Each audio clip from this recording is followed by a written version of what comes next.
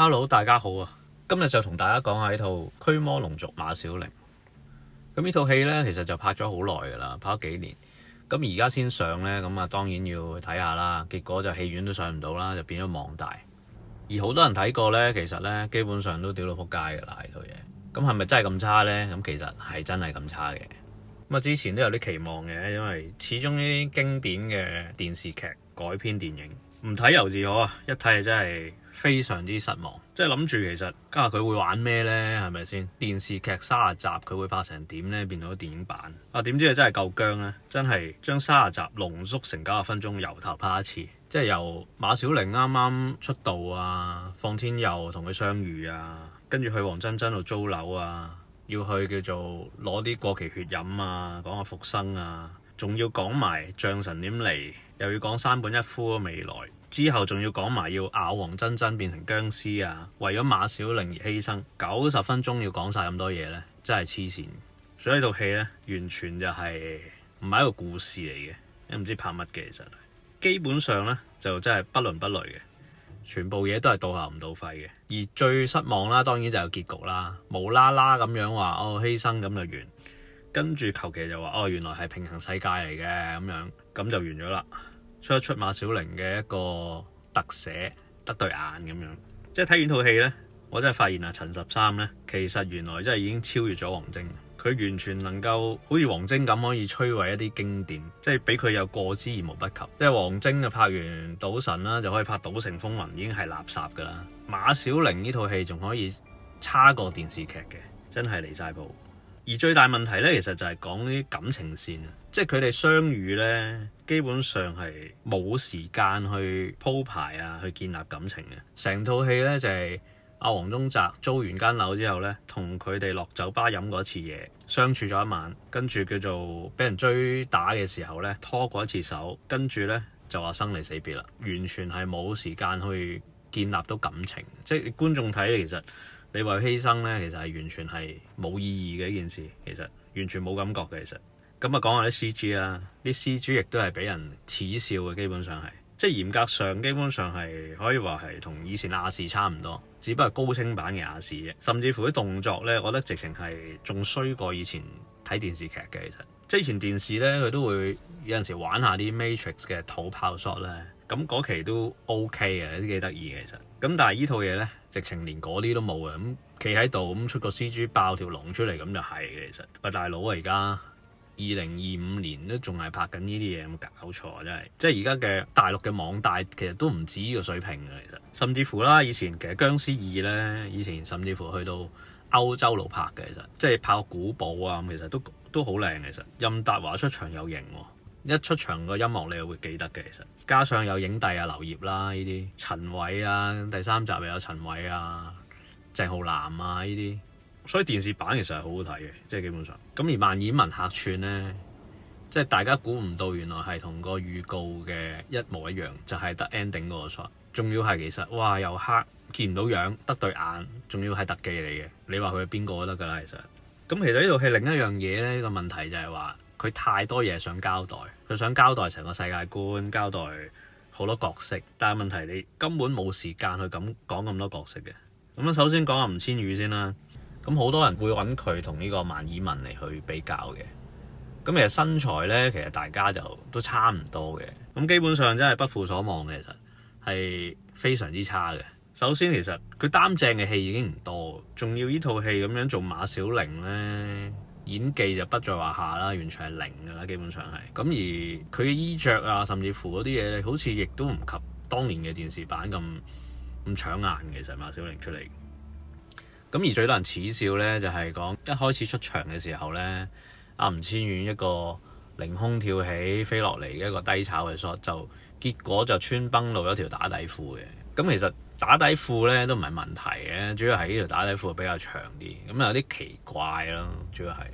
而阿黃宗澤呢，飾演呢個放天佑嚟講呢，相對上就好少少嘅，但係始終係做唔到原版放天佑嗰種滄桑啊，或者經歷咗好多嘢嗰種感覺，始終佢都比較靚仔。唯一可取之處呢，就係叫做佢比原版放天佑靚仔少少啦咁樣。咁而蔡潔，我覺得係咁多個角色嚟講係比較好嘅，因為佢做到嗰個 feel 咧係有少少黃真真嗰個感覺，個感覺似嘅。咁而復生咧，亦都係睇到一頭霧水嘅，無啦啦一時係細路，一時又變咗大人，直情係黐咗線，我都唔明呢個咩設定嚟嘅。咁都唔緊要啦。咁個問題，你用一啲咁嘅法術定法力咁樣變咗大人之後，馬小玲又唔知嘅喎，其實係。咁其實呢個設定係點嘅咧？即係我都唔係好明。咁啊，跟住球叔就冇計啦，球叔就唔喺度啦，咁就變咗女人啦。唔緊要嘅，但係問題係其實成套戲佢嘅作用係除咗講南無北馬之外咧，好似就冇做過啲咩啦。咁啊，朱柏康咧呢個角色我都唔知係做咩嘅，其實我以為佢其實係咪嗰個金正中啦，原來又唔係喎，其實係一隻怪物嚟嘅喎。咁但係點嘅咧？無啦啦要交代一個咁嘅角色。咁啊，未來就係廖子瑜啦，其實亦都係冇乜發揮嘅，基本上又係唔知做乜，夾硬要講句同話佢同唔知蒙面嗰個又話有啲感情咁樣。咁而個山本一夫啦，就而家叫龍一夫啦，就係呂良偉做啦。咁呂良偉做其實都可以嘅，算係咁啦。但係咧，唔知點解咧，呢個呂良偉咧，大家都係俾將臣咬嘅，但係佢又會變老喎。而家放天佑又唔變老喎，又好似冇乜交代，點解會變咗咁？咁啊，夾硬要將阿呂良偉變咗老咧，又明明佢好型啊嘛，大佬，你應該係好似將臣咁行出嚟好型，咁但係變咗個老嘢，咁都唔緊要啦。而去到最後咧，因為嗰個邪靈附體定點咧，又成堆 CG 遮住佢樣嘅，咁你揾佢嚟拍嚟做咩咧？我真係諗唔明。咁而其實嗰個邪靈 boss 咧，其實係咩嚟嘅咧？即係呢套戲係講緊僵屍噶嘛，我講緊將神噶嘛，無啦啦有個咁嘅咩，又話血月又成嗰嚿嘢係咩嚟嘅咧？又佢嗰啲又交代喎，但係依嚿嘢佢又唔交代喎，其實又唔知佢想點嘅喎，即係一堆 CG 咁飛嚟飛去咁啊打完嘅，其實係即係陳十三咧。我諗住其實以前拍呢個我和僵屍咧，寫1、2、3集其實佢好似佢都有料喎。咁但係發現咧，原來佢成世人咧，除咗僵屍之外咧，就真係冇樣嘢得嘅。包括啦，之前咧，以前有套叫《非凡三俠》，即係無線都有播。一睇完，哇，諗住有啲期望啦，點知又係一道垃圾嚟嘅。自從離開亞視咗之後咧，冇一部係得嘅，真係。即係佢人生最成功咧，就係娶咗阿萬綺雯啦。呢個係佢為人生2個成就之中嘅其中一個。即係踩咁耐啦，咁其實如果俾我寫俾我拍，咁其實可以點做咧？即係我自己咁諗，即係我覺得電影版咧，你又唔可以用一個電視劇咁嘅方式去呈現嘅，即係唔可以講咁多嘢。我就可能會保留個世界觀咯。咁但係其實啲人設其實可以完全唔同啊，因為其實你呢套戲佢都有少少講阿馬小玲嘅成長啊嘛。咁其實我覺得可以 focus 喺佢成長嗰度咯，甚至乎個人設係應該調轉晒嘅，即係可能馬小玲係一個自甘墮落嘅或者係不務正業嘅人嚟嘅。咁啊，點知可能放天佑呢隻僵屍咧，就發現咗原來佢原來係馬家後人嚟嘅。咁啊，夾硬就要將佢即係訓練成才，要佢成為馬家嘅傳人。咁而最後嘅目的其實係可能要殺咗佢自己，因為佢好痛苦，咁就長生不老啊嘛。咁而到佢練成之後咧，跟住先至發現原來放天佑係僵屍嚟嘅。咁但係佢哋之間咧就培養咗感情咯。呢個時候。咁就散唔落手，咁到最後可能就係大 boss 先出現啦，咁樣就一齊咁樣抗敵，最後就為咗佢而犧牲。即係我自己可能會係覺得咁樣會唔會好啲呢？咁其實嗱，我以前呢又睇網大呢，有套僵屍片都幾好，就叫《僵屍英雄》。咁啊，大家有機會都去睇下。其實佢都係由一個唔係好成功嘅一個傳人啊。咁樣就要佢去繼承一啲咁嘅法力之類啦，要佢練成之後對付僵屍。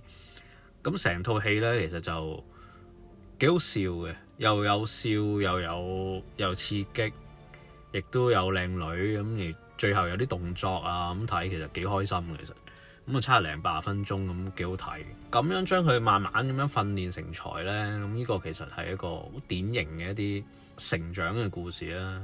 即係呢個格局，我覺得馬小玲係可以用啦。反正而家你玩呢個平衡宇宙啊嘛，係咪先？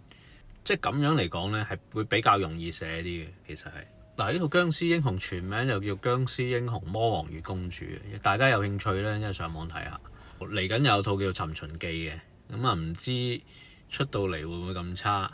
咁啊睇完個 trailer 咧就冇咁差嘅，因為佢係講後續嘅故事啦。但係睇啲畫面啊，同成個 trailer 咧就好似冇嘢睇咁嘅，即係畫面調色嗰啲又曳啦，已經故事好似又唔係好吸引啦，亦都 trailer 入邊冇乜嘢場面或者好特別嘅鏡頭可以睇到嘅。咁如果成1-2億拍套咁嘅垃圾呢，咁可能都好大機會都靚靚哋嘢嘅。咁啊，拭目以待啦。咁啊，新年就睇到啦，12月31號。咁啊，睇完到時睇下就講唔講定睇下點啦。咁啊，今日講住咁多先啦。咁啊，下次再有機會再出片啦。好啦，拜拜。